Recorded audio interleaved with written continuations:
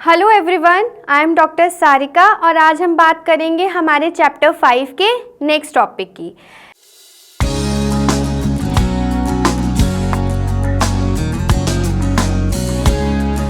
अब law of inheritance की अगर हम बात करें, जिसको हम बोलते हैं प्रिंसिपल ऑफ इनहेरिटेंस और लॉ ऑफ इनहेरिटेंस, राइट।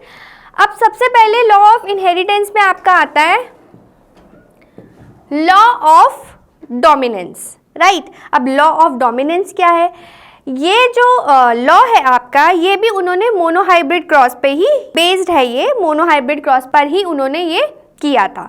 सबसे पहली चीज क्या है ये? A cross between two P plant which have a one pair of contrasting character. Yes, इन्होंने इस लॉ में क्या किया था कि सिर्फ एक पेयर ऑफ कंट्रास्टिंग कैरेक्टर लिया था।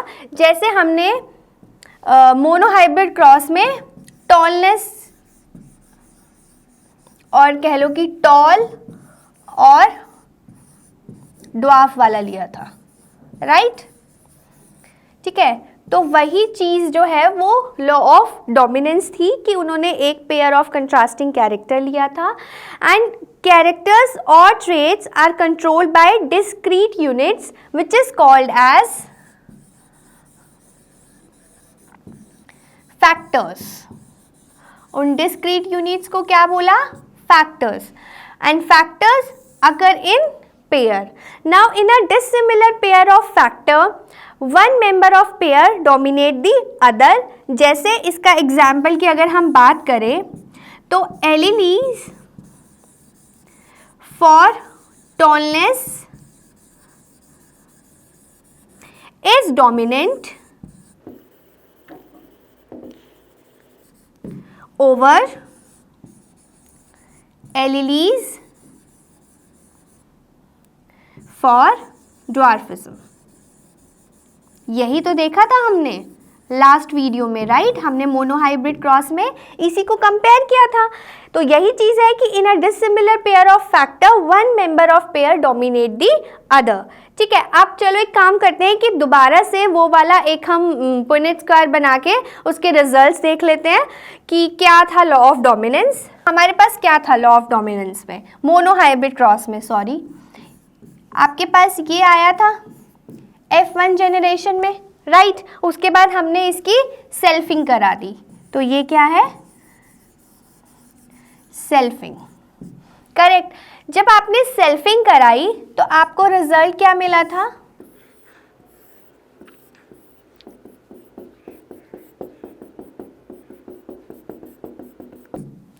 ये रिजल्ट आपके पास था जिसमें से 3 आपके पास टॉल थे और एक आपके पास शॉर्ट था या ड्वार्फ था।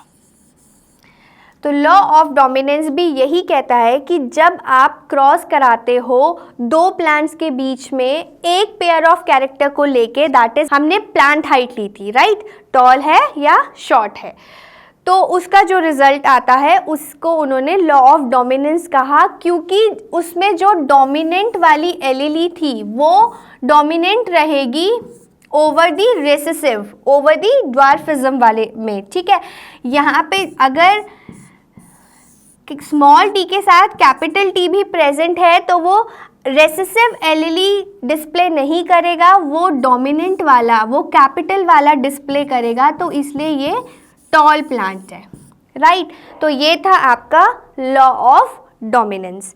नेक्स्ट जो उन्होंने लॉ दिया वो था आपका लॉ ऑफ सेग्रीगेशन। अब लॉ ऑफ सेग्रीगेशन में क्या था? उन्होंने कहा that alleles do not blend.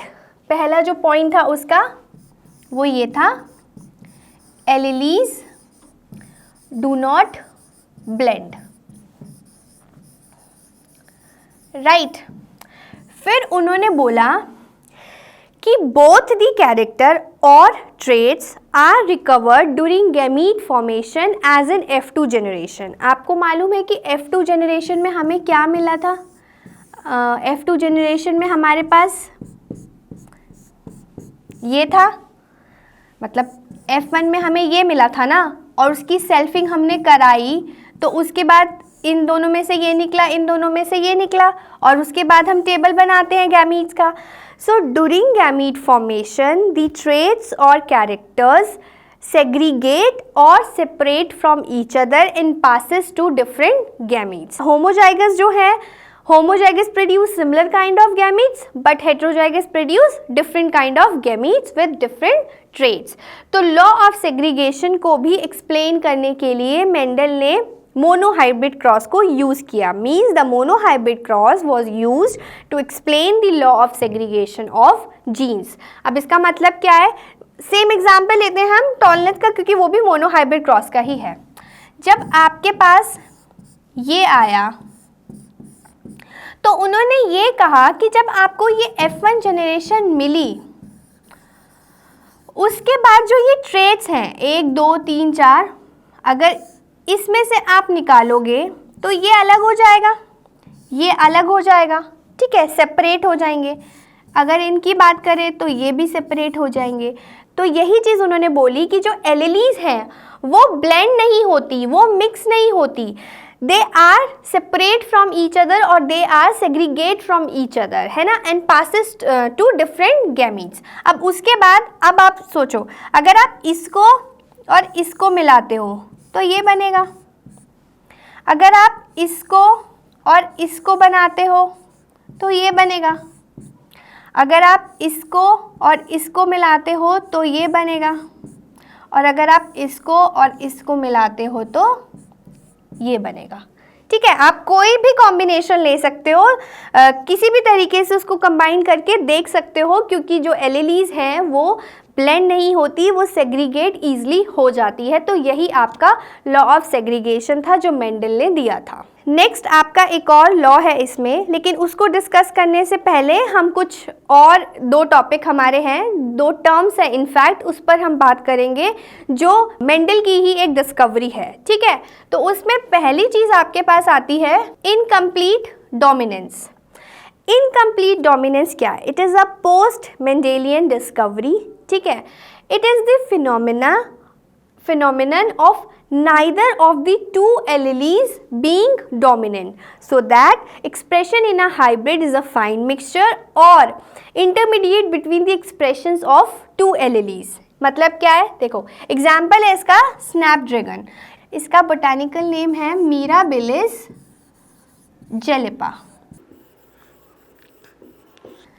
देखो अब इनकम्प्लीट डोमिनेंस में उन्होंने कैसे इसको एक्सप्लेन किया. उन्होंने कहा, हम नेक्स्ट स्लाइड पे इसको अलग से बनाते हैं.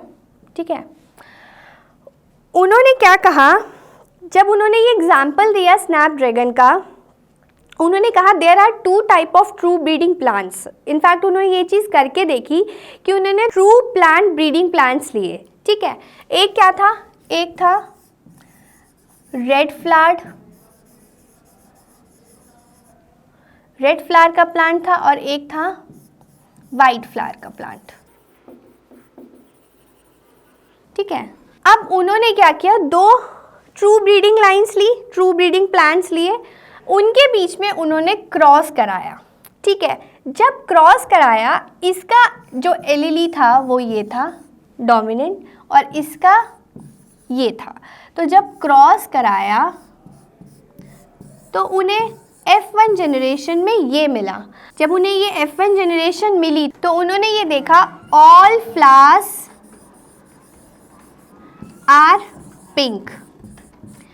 अब ना तो F1 जनरेशन में उनको रेड फ्लावर्स मिले और ना ही F1 जनरेशन में उनको वाइट फ्लावर्स मिले. उनको कौन से कलर के फ्लावर्स मिले? उनको पिंक कलर के फ्लावर्स मिले. फिर उन्होंने क्या किया, फिर इसकी सेल्फिंग करा दी, सेल्फ पॉलिनेशन कराया. अब जब सेल्फ पॉलिनेशन कराया, दैट मीन्स ये था, राइट.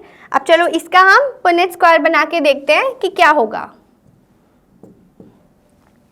अब जब उनके पास ये उन्होंने सेल्फिंग कराई तो उनके पास क्या आया,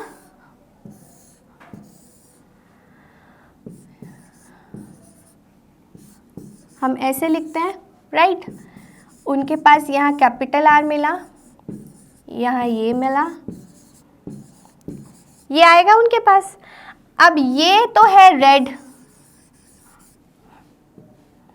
ये है आपका पिंक, ये भी है आपका पिंक, और ये है आपका वाइट। तो अब अगर मैं जीनोटाइपिक रेशियो की बात करूं तो वो तो है 1:2:1, बट इसका फिनोटाइपिक रेशियो भी तो 1:2:1 हुआ है ना, एक रेड, 2 पिंक और एक वाइट। तो ये जो पिंक कलर के फ्लावर्स थे, this is due to the incomplete dominance. तो इसीलिए कहा गया कि दोनों जो एलीली है ट्रू ब्रीडिंग प्लांट की, वो दोनों ही एक्सप्रेस नहीं कर पाए अपने एलीली को, कोई और ही उनके बीच का एक इंटरमीडिएट एक्सप्रेशन डिस्प्ले हुआ उन एलीलीज के साथ, ठीक है। तो ये जो पिंक कलर था, this is due to incomplete dominance, right.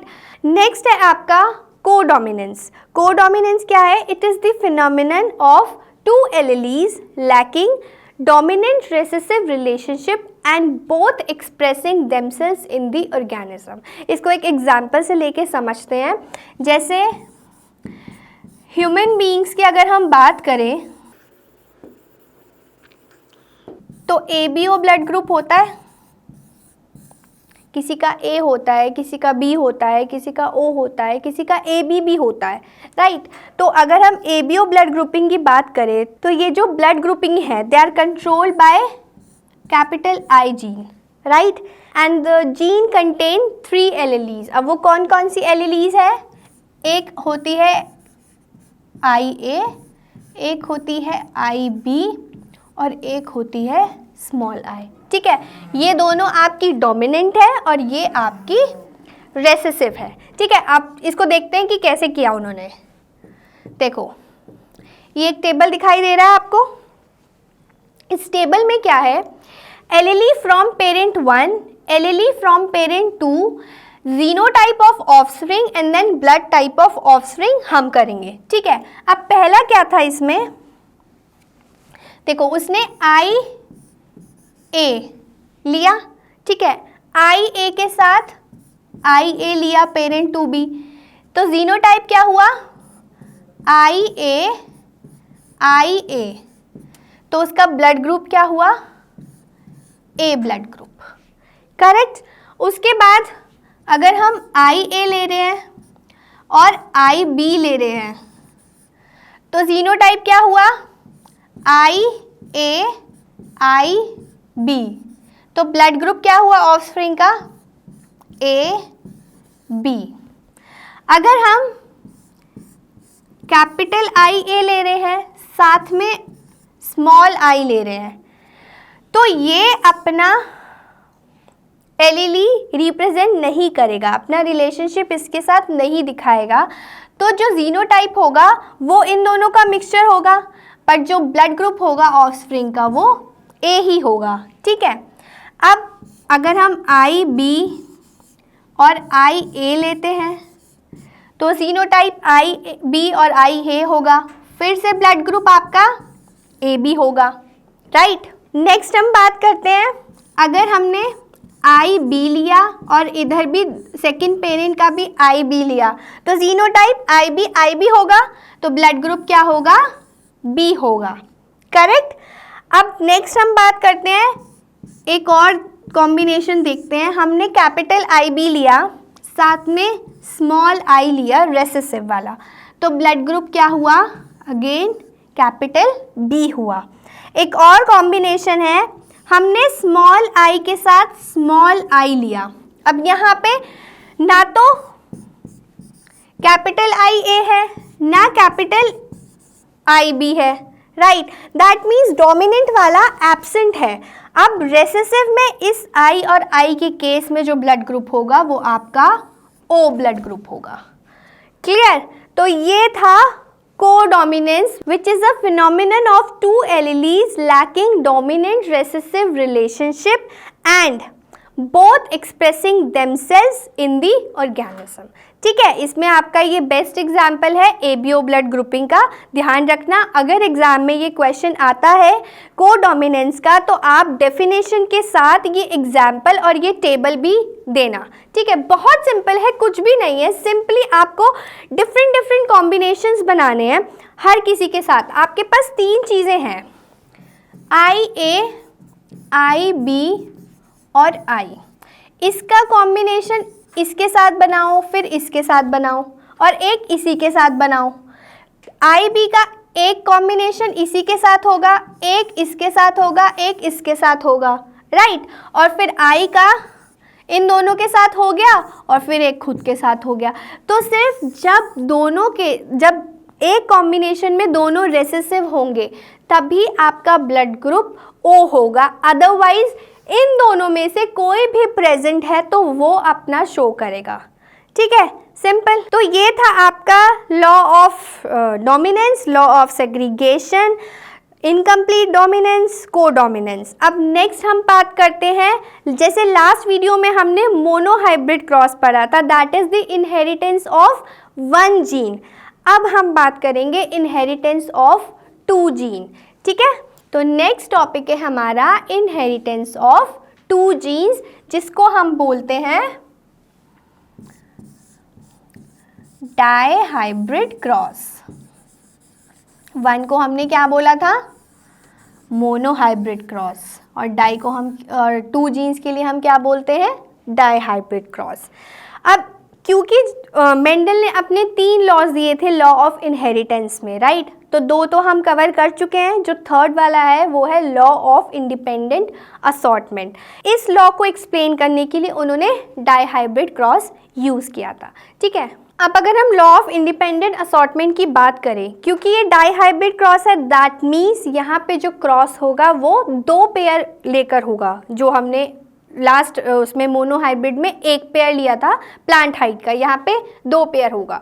सबसे पहले ये लॉ क्या है, the law states that when 2 pair of traits are combined in a hybrid, the law states that when 2 pair of traits are combined in a hybrid, the segregation of 1 pair of character is independent of the other pair of character। ठीक है, अब Mendel ने क्या किया कि 2 कौन से pairs लिए उन्होंने, उसमें फर्स्ट पेयर था आपका शेप कैसी है, पहला था सीड शेप। ठीक है, अब सीड शेप में अगर आपको याद हो प्रीवियस वीडियो में, अगर नहीं है तो आप लिंक के थ्रू उस पर क्लिक करके आप देख सकते हो कि क्या कौन से 7 कंट्रास्टिंग कैरेक्टर्स लिए थे। सीड शेप में राउंड है या रिंकल्ड है, एक तो ये कैरेक्टर उन्होंने लिया इस लॉ में। दूसरा कैरेक्टर उन्होंने लिया सीड कलर का।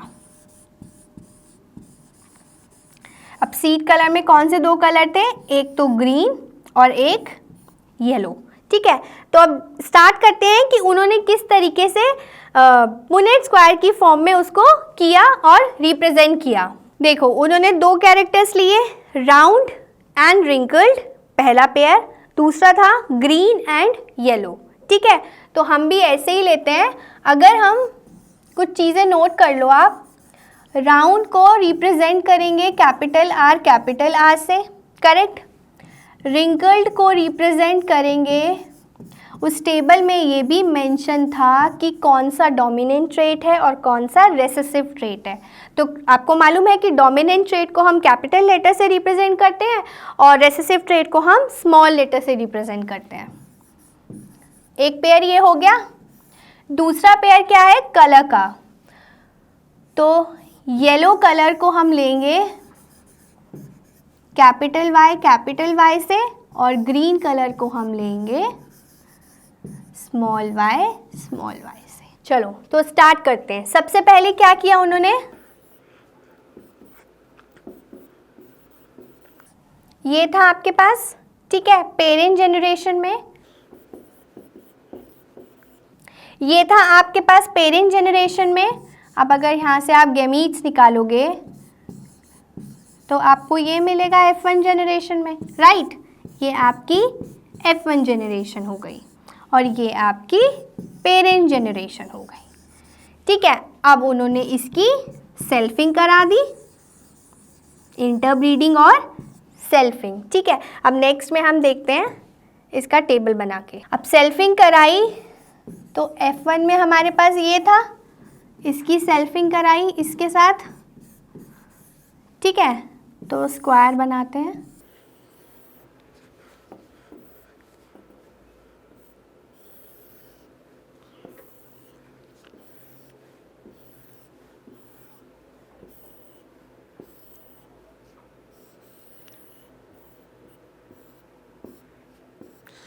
अब इसके हम एलिलीज लिखते हैं।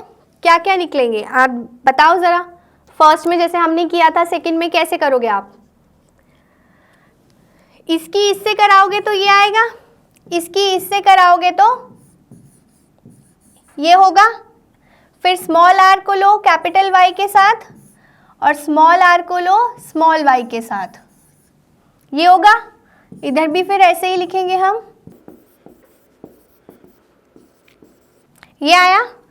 ठीक है, अब इसको क्रॉस कराओगे जब आप,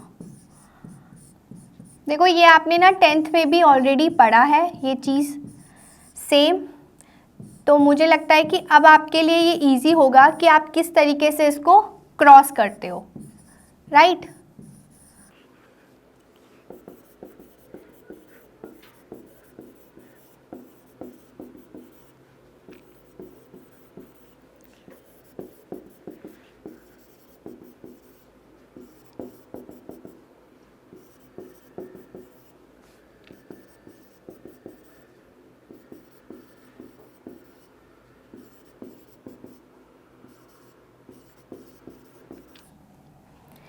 तो ये आपके पास टेबल आया। ठीक है, अब हम बात करते हैं कि इसमें कौन से राउंड रिंकल्ड राउंड ग्रीन है, कौन से राउंड येलो है, कौन से रिंकल्ड ग्रीन है और कौन से रिंकल्ड येलो है।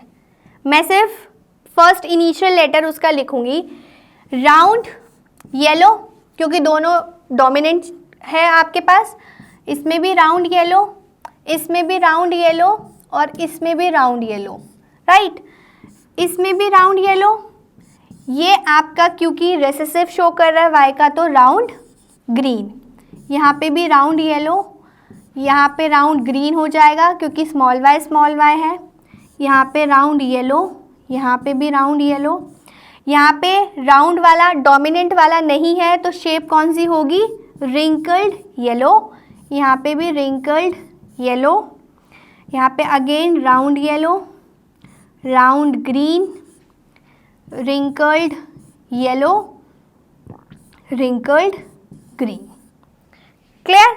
अब आपको फिनोटाइपिक रेशियो बताना है और जीनोटाइपिक रेशियो। तो फिनोटाइपिक रेशियो क्या होगा, राउंड येलो के काउंट करते हैं, 1 2 3 4 5 6 7 8 9 9:2। आप क्या काउंट करते हैं राउंड ग्रीन के, 1 2 3, 9:3:2। उसके बाद रिंकल्ड येलो के करते हैं, 1 2 3, 3 लास्ट में बचा, रिंकल्ड ग्रीन 1। तो ये है आपका फिनोटाइपिक रेशियो। जीनोटाइपिक रेशियो भी आपको मालूम है, 10th क्लास में हमने किया है कि किस तरीके से निकालते हैं। स्टार्टिंग का मैं बताऊं, अगर कैपिटल आर और कैपिटल वाई को देखना है तो कितने हैं इसके, सिर्फ एक, तो 1:2। अगर इस वाले को देखोगे capital R capital Y small Y, तो 1 2 है, राइट। तो इसी तरीके से आप बाकी सबका खुद निकाल के देखोगे। ठीक है, तो ये है आपका लॉ ऑफ इंडिपेंडेंट असॉर्टमेंट, जिसमें आपको रेशियो मिला 9:3:3:1 में। तो ये है आपका लॉ ऑफ इंडिपेंडेंट असॉर्टमेंट, जिसको हम डाइहाइब्रिड क्रॉस की हेल्प से करते हैं, राइट। और उसमें आपका फिनोटाइपिक रेशियो हमें मिला 9:3:3:1। तो यहाँ तक आपके लॉ ऑफ इनहेरिटेंस, जो मेंडल ने आपके 3 लॉ दिए थे लॉ ऑफ इनहेरिटेंस में, वो कंप्लीट हो चुके हैं।